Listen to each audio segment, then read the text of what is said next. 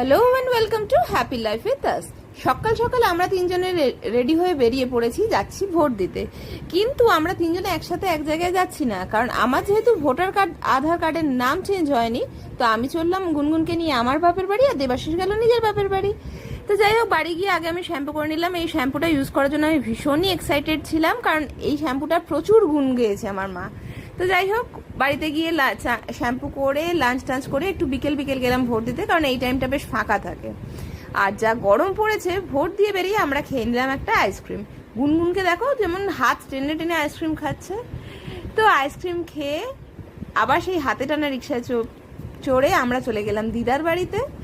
তো দিদা ওখানে আমাদের জন্য বানিয়ে রেখেছিল আমার ফেভারিট বেসনের বড়া, বা এটাকে ফুলুরি যাই হোক বলো না কেন।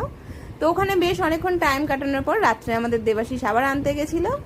তো চলো, যদি চ্যানেলটা ভালো লেগে থাকে লাইক শেয়ার সাবস্ক্রাইব করে দিও।